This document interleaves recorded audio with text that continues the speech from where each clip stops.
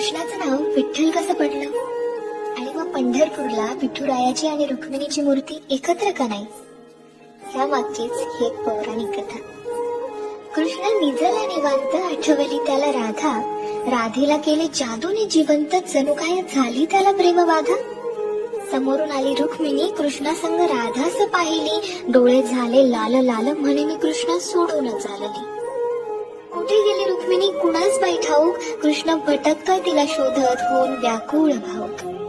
पोहोचला बाई कृष्ण शोधत तिरी चंद्रभागेच्या, आणि रुक्मिणी दिसली दिंडीरा वनात पंढरीच्या.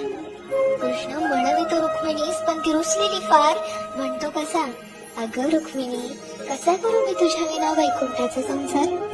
रुक्मिणी नाराज, त्यातच कृष्णास आठवे भक्त एक थोर, नाव त्याचे पुंडलिक, लय गुणाचं ते पोर. पुंडलिकाच्या घरी आली कृष्णाची गबाई स्वारी, पुंडलिक करीतो आई बापाची सेवा, ठेवून उभा विटेवर कृष्णाला दारी.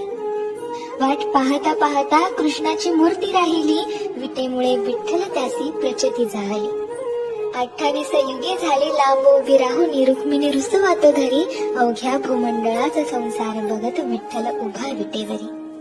भूमंडळी म्हणे विठ्ठलास बाप, आणि रुक्मिणी साई, आणि बोला जय जय विठो बालक. Download ShareChat.